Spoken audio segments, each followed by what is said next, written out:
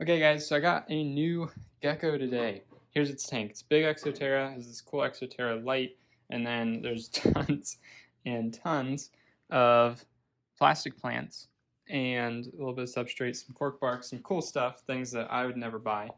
And I'm gonna put it over here in this corner because this is gonna stay the warmest because we have, my house is a mess. Anyway, we have stove. So it's gonna stay the warmest in this room, but I don't want it in my room. I would put it in the bathroom, but I have a shower now, so my bathroom's really small. Anyway, I think I'm gonna use this thing because my mother said I could, and I'm just gonna set it right back like that. And I know it won't fit perfectly, but it's supposed to be here anyway, and I think it'll work better. And then I'm gonna put some saran wrap over the top because it's like 30 or 40% humidity in here, real bad. So I'll probably put saran wrap over the top because I'm real classy and fancy that way. And then I'll spray it down a ton, and then I'll add her in, and it's about like 70. Maybe it'll get to like 80 over here, but I don't think it should get too much hotter because it's like as hot as it's gonna get in here, and it's like maybe 80. So this is probably gonna be the warmest part because the heat system of the house is in here, and why they don't need to be kept super warm. They shouldn't be like 60, which is like the rest of the house. So that is what's happening. She looks amazing. She's like a 4 to 5 year old adult female, and she's super cool. So I'll show her once I get this set up. Okay, so this is pretty neat. This light is actually pretty powerful. And then we have the like locking thing, and I guess you need to lift up one of the doors to open it. Anyway, I didn't meet with the people. My father did, and they met them to get this. So we kind of, for now, I'm just gonna leave it. It's a bunch of plastic plants, like a ton, and some soil, looks like just eco earth. Some nice cork bark, this weird moss thing back there. Don't know what's up with that. Then there's like these jungle vines, this, and a bunch of plastic plants. Now, funny enough, I really need plastic plants right now, and that's the only time you're ever going to hear me say that, but I have the baby geckos, and it's easiest to keep them with plastic plants. I wish there was something that wasn't plastic plants that would work really well, but they literally work the best for baby crested geckos. So I actually needed a bunch of them, or like one or two more. So this is fantastic for me, actually, because she is going to be part of the breeding group or whatever, so she'll be in my room in a bioactive tank if I don't set this one up as a bioactive tank. I'm not entirely sure what's going on, but for now, this is what this one's gonna look like. But it's super dry in there, and I'm gonna spray this down like crazy after I put the stuff on. But it actually looks pretty neat, so that's nice. And yeah, it doesn't fit on this table. I knew that, but it's cool. And then I got another Exoterra that's a lot smaller. It's like the 18 by 12 by 12, I think. And I'm going to be using that for my smaller geckos, my smaller crested geckos. So that's really handy. That's her old tank. So that just gave me a bunch of stuff, which is awesome. I love when this happens. It's just really amazing. And I can put it all to good use. So that's what they were pretty happy about. So I'm glad I can do that. I think that's great. Okay, so I put some saran wrap over the top, which should help it stay humid in here. And then here is the gecko. Its name is Cheeto, and it has like a small head, which is pretty interesting, but she is amazing looking, and I'm super excited about her. But her enclosure is really dry right now. So I'm gonna go get my spray bottle, and I'll spray down the tank like a ton.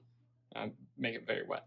So I think I'm definitely gonna do a separate video about just talking about this enclosure, because it's super interesting to me to see how other people keep crested geckos in just normal everyday people. I mean, these weren't reptile people according to my dad, and you can tell. So anyway, yeah, it'll be interesting to kind of analyze this and talk about it more deeply of how everything's going here. But this was super dry, which is good and bad, because what that means is that she's kind of used to lower humidity, which is good for me just because it takes some stress off of me, because when crested geckos are used to being in tubs, generally they're used to higher humidity and they don't do so well in lower humidity, but preferably they get kept at like 80% or higher, which I shouldn't have too much issue in here with. I'll probably have to spray it down like once a day, something like that, and that's completely fine with me. It'll give me an opportunity to check on her.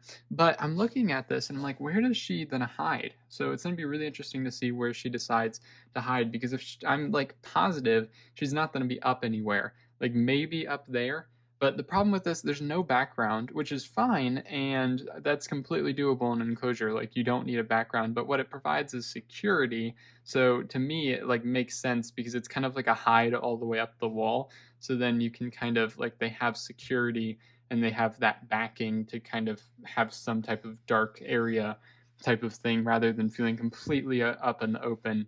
So it's just kind of interesting because these vines are closer to the ground. So I'm thinking she hides like back there somewhere and like up there maybe, but maybe I'll be completely wrong and she'll be like up around here, but I doubt it. So like I said, there's nothing really wrong with this, and they did a really good job with her.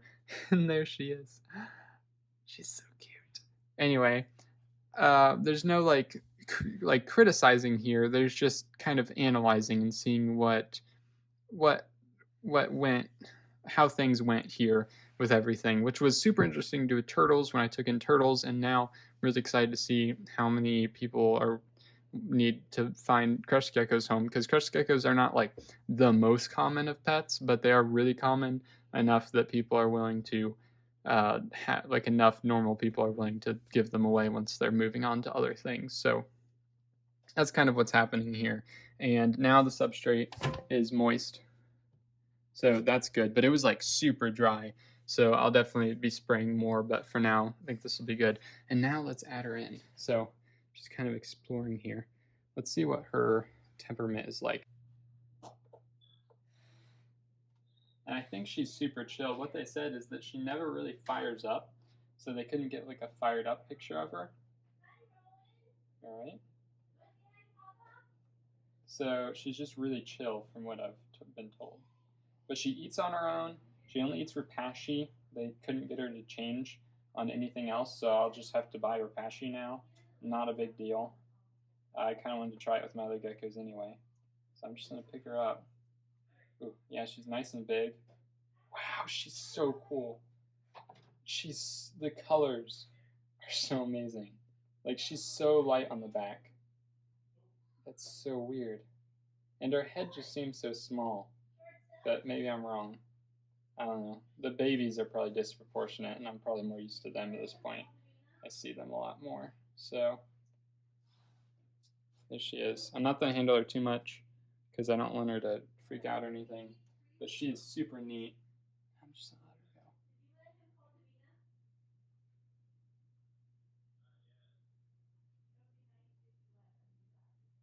let her go. Oh, she's drinking the water right away. She'll have lots of that to do. That's a super interesting plant. Like this fake plant right here. It's very strange. It's very small. But these are perfect. These ones along the sides, perfect for baby crested geckos. Baby crested geckos just get right in there. They're not going to hurt it because it's plastic, and the plastic isn't going to hurt them. They just work really well. But there she is, and I'm super excited to keep her and get her into a bioactive tank. But she's just super neat. So let me close this, and I need to monitor humidity, but the problem is I need to monitor the humidity in my room as well. So I don't know what I'm going to do, but I can't think. I might order another one of those because I've wanted another one anyway with the probes and everything, with the temperature and humidity, so that I can keep track of it over here. But for now, I would like clean this out and do everything, but I might do that tomorrow, or I might not because I have other projects I want to work on. Like currently, I need to go cut up iguana food, so I'm going to wash my hands and wash everything. With crested geckos, it's different with quarantine. It's more of just like hey, let's watch them for a couple days and make sure they're not just gonna like die out of nowhere or something. Like, I don't know. Just with my experience with putting the last 6 into quarantine for like a couple weeks maybe, is that I didn't really. I got to a point that I was like, this is kind of pointless at this point. Now with other lizards with normal scales, like green iguanas, bearded dragons, other types of dragons, agamids, stuff like that, you're going to want to keep them longer because they're more prone to like other issues. With these guys, I know these are captive bred because they're the easiest thing ever to breed, and they're from New Caledonia. I don't think they even get shipped out of New Caledonia. I don't think that's a thing. But anyway, like I know that it's probably not going to have parasites. It wasn't around other reptiles. It's been doing well on its own in this enclosure for a long time, so there should be no difference. I just need to get used to it in here. I will eventually clean everything. I'm going to keep the cork bark for sure because that's pretty cool. I've never had cork bark before. I mean, I know what it is, but I've just never had it. And this piece looks really cool, actually. And then I don't know about this moss thing. Honestly, I don't know if it's alive or not. Like, I wonder if it could come back to life, because that would be awesome and that would be worth trying to preserve. But otherwise, I might have to get rid of that. I'm not entirely sure. I'll probably keep this or find somebody who wants it, because I'm not going to use it, but maybe it could come in handy with baby geckos. I don't know.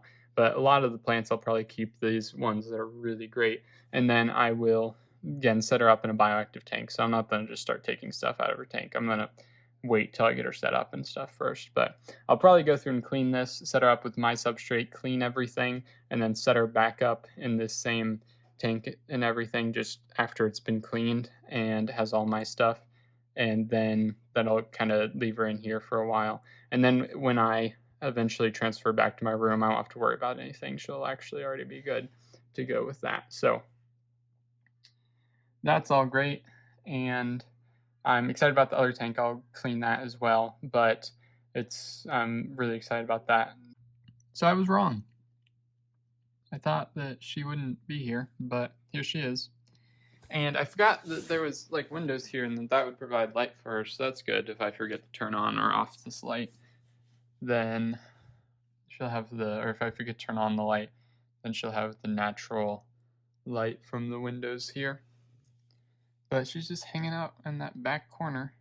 So we'll see if she moves now that I just turned the light on, because it's morning, and from where she was before, the light from the window was blocked by that plant, but now there's more light in the cage. So it seems to be pretty humid in here, which is good.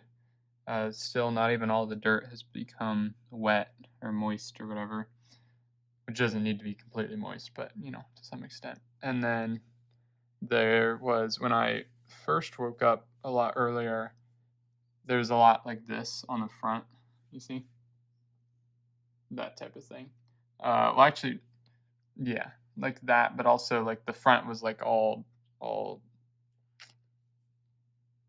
covered with water and stuff, you know, condensation. So hopefully it's nice and humid in here. But she seems to be doing well, and she's fired up now, so she looks a lot different, which is really cool. She has like this crazy cool back pattern, and her head is really cool too. Like some of the babies I'm producing kind of have that same cool back pattern, I think. I don't know, I'm colorblind. I'm not even sure if I'm seeing the right thing, but they don't have that cool head, so that's really neat.